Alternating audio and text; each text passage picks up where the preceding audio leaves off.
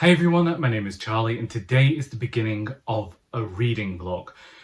This is my last week at the current age before I have another anniversary of my birth, and I decided that I was going to take a leaf out of the book of one of my close friends, Charlie of Charlie Book Reads, who generally around her birthday will always read books that she thinks are going to be favourites or she knows are definitely favourites.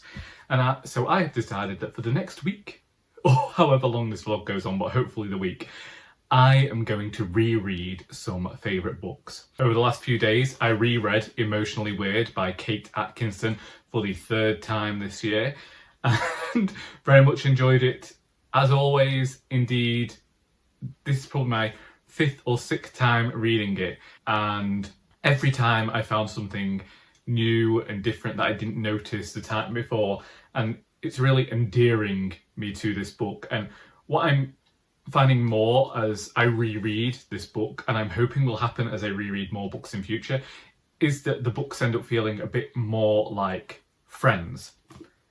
I mention that because one book that Charlie has been telling me to reread for the longest time is The Trouble with Goats and Sheep by Joanna. This is because I exalt this book above a lot of other books. When I read this book nearly 9 years ago now, I thoroughly enjoyed it. I gave it a glowing review and have continued to recommend it to people. Sometimes that has worked very well in my favour and sometimes it hasn't. I've discovered that this is something of a Marmite book, which I didn't expect all those years ago when I first read it. I thought that everybody would adore this book. I am 200 pages into my reread. And the reason I say I'm hoping that all these books will end up like friends is because of something that Grace says in this book, which is about certain characters having read and reread them so much that they have become like friends to her. Indeed, I think that that's something that a lot of people who were readers as children can empathise with, and is something that I was talking to my friend Joy about yesterday when it came to why I've chosen to reread Emotionally Weird so many times. Is that when I was younger, being poor, but I think it's also a childlike thing of only, you want to have a good experience every time, so you keep rereading the same books until the point that you know them off by heart, you know what's going to happen on specific pages. And I wanted to have that same relationship with books as an adult, to be rereading the ones that I really enjoy and not necessarily prioritising reading new books, perhaps recognising that there's a finite time on this flaming rock flying through space, and I want to spend it with the books that I know that I like. So I reread Emotionally Weird. I'm currently rereading The Trouble with Goats and Sheep, and it does stand up. I am enjoying it. I am reading this and having the same feeling that I had all those years ago, that there are parts of it that I wish I had written books of my own like this. And there's part of me that really wants to look at the world of Partridge Muse that I created in the Doris books and write a book that involves a lot more of the community that we haven't seen, and isn't necessarily a cosy crime novel, but might just be a novel about the characters. And I find it very inspiring, and it's set at a time period where there were a lot of shows from this time that I particularly enjoyed, and they get referenced, and I feel like it's a time period I hear about a lot because it's when my mum was a child, so I just feel an affinity with this book, and it's standing up. I don't know what I'll read once I finish that. It's particularly funny to be reading this at the moment as well, because this is set in the heatwave of 1976, and it's a very hot July at the moment. I'm staying home all day and reading because of the fact that it's so warm. It's currently 3 o'clock, so I haven't been reading as much as I could have done, but I got to page 200, so I think that that's okay. I'm going to go make a brew and do some more reading, and hopefully get quite a chunk of the way through. I might not get the chance to read any tomorrow because I'm supposed to be going out with work, but it'll definitely be finished on Sunday, and then it's time to find another favourite to read. And that one is a difficult decision to make because there are loads on my shelves that I want to get to, and I don't know where to go to yet. But we will see how things go as you come along and we reread favourite books. And, well, we won't be celebrating the anniversary of my birth because I don't celebrate it, but I generally like to kind of commemorate the milestone of being another year older, advancing towards my inevitable demise.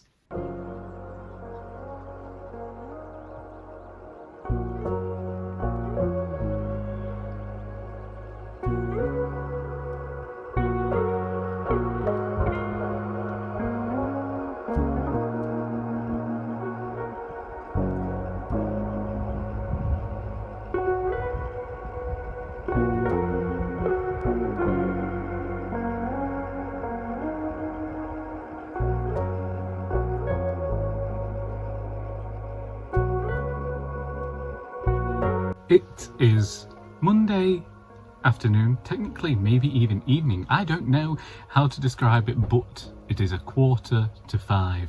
The shop is now closed and I have not read anything since Friday evening when I finished The Trouble with Goats and Sheep by Joanna. This was a reread for me. I've been meaning to go back to this for a very long time, and it almost felt like a challenge from Charlie. She said earlier in the year she'd be interested to hear my thoughts on it upon a reread, and I still very much enjoy this book. I think I got it a bit more this time and understood everything that was going on and all of the hints and things to the activities of the other people who lived in this avenue, because they all take against this one person who lives there because they think he's a bit of a weirdo, but it seems like they're actually hiding the fact that they're all weird and they've got all these problems themselves that they don't want anyone to know about, so they're trying to siphon all that hatred and suspicion towards this one person. I still really enjoy this book. There's no two ways about it. Is it still my favourite book of the last 10 years? No, but it's probably got erased years ago with Emotionally Weird by Kate Atkinson, the book that I keep returning to, and even when I'm not reading it I'm thinking about it and I'm telling people about that book. So, but that does not negate the fact that for quite a hefty period of time I was telling people all about this book. I might start telling fewer people about this book. I think that I'm just not the person who people should come to for book recommendations, because I can probably, if I know what your taste is, then I'll recommend a book.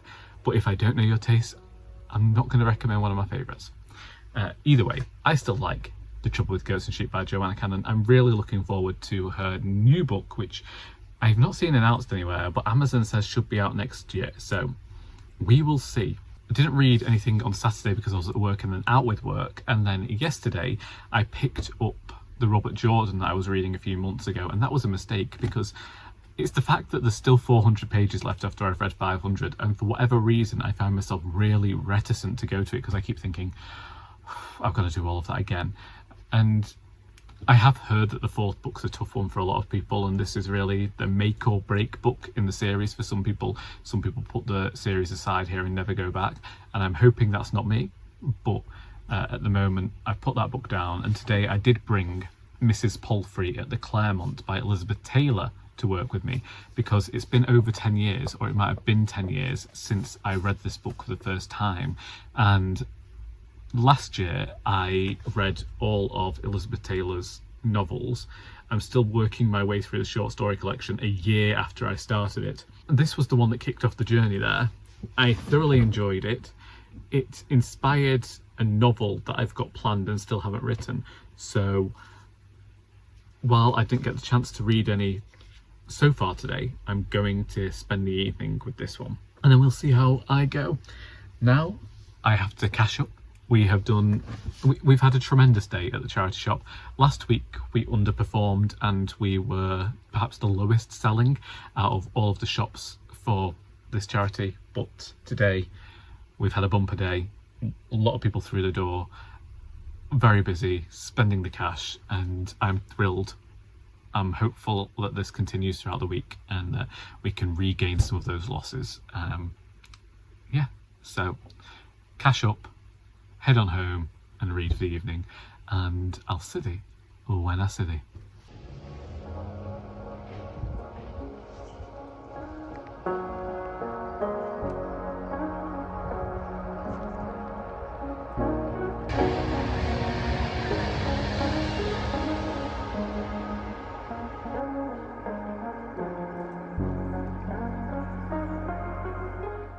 This living room is a mess. It is always a mess. I don't know why I try and pretend otherwise, but I am here. It's the end of the working day on Wednesday. I've been at the shop all day. We've had a better day than we have been having recently, and hopefully this continues throughout summer. I'm now seeing what my hair looks like properly for the first time and thinking, that was a choice, and perhaps not one that I ought to have made. But, you know, this is my final day of being this age. Tomorrow is my birthday, and, well, I don't know why I call it that. It's the anniversary of my birth, as I deem it. I'm going to finish Mrs. Palfrey at the Claremont this evening. It has stood up as a book that I enjoy and that I like, and I think in terms of Elizabeth Taylor books, it's a great starting point, as it was for me, and I think it will be for other readers. I, however, don't think it's her best work, and it has fallen in my estimations having read everything by her.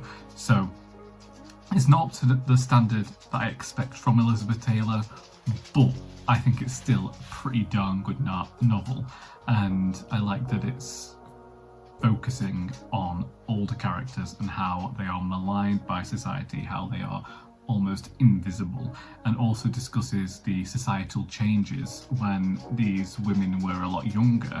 Men were in charge and men were doing a lot of things, and they're talking about navigating this new world because things aren't how they were when they were married, and so it's trying to figure out how they're supposed to behave now because they had this view of what life would continue to be like, and that has changed. That was me. I'm glad to have reread these books in preparation for my birthday. It's been great just to read stuff that I knew that I was going to enjoy, and I think that I'm actually going to continue that over the weekend because there are some books that I wanted to reread that came into my head, similar to Mrs. Palfrey at the Claremont and The Trouble with Goats and Sheep, where I want to reassess how I feel now that it's been so long. And one book that I'm thinking a lot about at the moment is We Need New Names by NoViolet Bulawayo, because I thoroughly adored that book when I read it over a decade ago. But again, I've recognised I'm a completely different reader than I was then, so I'm interested to see what I'll think. But whether I'll do that, we'll find out probably at the end of the month. For now, I'm going to say that I hope you have enjoyed this video. If you would like to talk about anything that I've talked about, then please feel free to do so in the comments. I'm not the type to say like, share and subscribe, because honestly, you do whatever you want to do. Because until next time, that is all.